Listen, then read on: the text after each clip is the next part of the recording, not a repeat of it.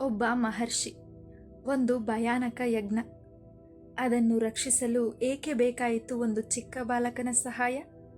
ಅದು ಸಾಮಾನ್ಯ ಬಾಲಕ ಅಲ್ಲ, ಅವನು ಶ್ರೀರಾಮ. ಇದು ರಾಮಾಯಣದ ಒಂದು ಅದ್ಭುತ ತಿರುವು. ವಿಶ್ವಾಮಿತ್ರರು ಸ್ವತಃ ಅಯೋಧ್ಯೆಗೆ ಬಂದು ರಾಮನನ್ನೇ ಕೇಳಿದ ಕ್ಷಣ. ನಮಸ್ಕಾರ ಸ್ನೇಹಿತರೆ, ಇದು ನಮ್ಮ ಶ್ರೀರಾಮ ಕಥಾಸರಣಿ. ಇವತ್ತು ನಾವು ನೋಡೋದು ರಾಮಾಯಣದ ಒಂದು ಮಹತ್ವದ ಘಟನೆ. ವಿಶ್ವಾಮಿತ್ರರು ರಾಮನನ್ನು ಕರೆದುಕೊಂಡು ಹೋಗುವ ಕ್ಷಣ. ಈ ಒಂದು ನಿರ್ಧಾರ ರಾಮನ ಜೀವನವನ್ನೇ ಬದಲಾಯಿಸುತ್ತದೆ ಮತ್ತು ಮುಂದಿನ ಎಲ್ಲ ಘಟನೆಗಳಿಗೆ ದಾರಿ ಮಾಡಿಕೊಡುತ್ತದೆ.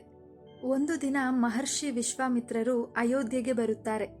ಅವರು ಸಾಮಾನ್ಯ ಋಷಿ ಅಲ್ಲ, ಅವರು ಮಹಾ ತಪಸ್ಸಿನಿಂದ ಶಕ್ತಿಶಾಲಿಯಾದ ಋಷಿ.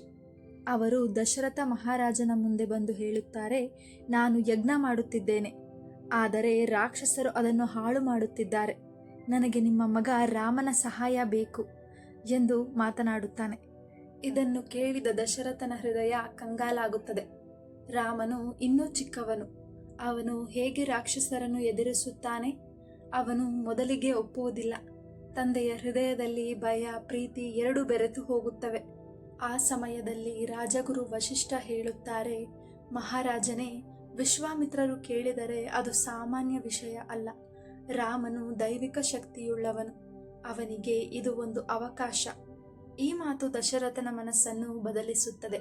ರಾಮನು ಯಾವ ಕ್ಷಣದಲ್ಲೂ ಹಿಂದೇಟು ಹಾಕುವುದಿಲ್ಲ. ತಂದೆ ಹೇಳಿದರೆ, ಗುರು ಹೇಳಿದರೆ ನಾನು ಹೋಗುತ್ತೇನೆ ಎಂದು ಹೇಳುತ್ತಾನೆ. ಅವನಿಗೆ ಭಯವಿಲ್ಲ, ಅವನಿಗೆ ಕೇವಲ ಧರ್ಮದ ಮೇಲೆ ನಂಬಿಕೆ. ಇಲ್ಲಿ ಮತ್ತೊಂದು ಭಾವನಾತ್ಮಕ ಕ್ಷಣ.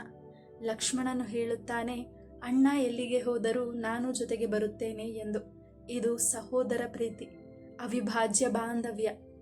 ವಿಶ್ವಾಮಿತ್ರರ ಜೊತೆಗೆ ರಾಮ ಲಕ್ಷ್ಮಣರು ಅರಣ್ಯಕ್ಕೆ ಹೋಗುತ್ತಾರೆ.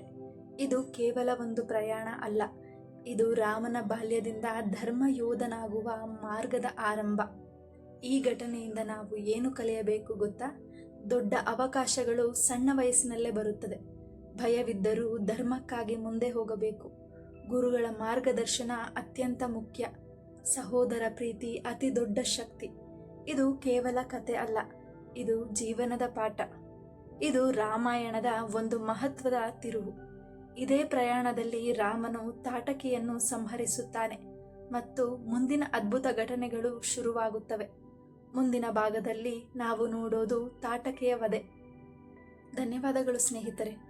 ಇವತ್ತಿನ ವಿಡಿಯೋ ನಿಮಗೆ ಇಷ್ಟವಾಗಿದ್ದಲ್ಲಿ ವಿಡಿಯೋವನ್ನು ಲೈಕ್, ಶೇರ್ ಮಾಡಿ ಹಾಗೂ ನನ್ನ ಚಾನೆಲನ್ನು ಸಬ್ಸ್ಕ್ರೈಬ್ ಮಾಡುತ್ತಾ ಮುಂದಿನ ದಿನದ ಶ್ರೀರಾಮನ ಕಥೆಗಾಗಿ ನಿರೀಕ್ಷಿಸಿ.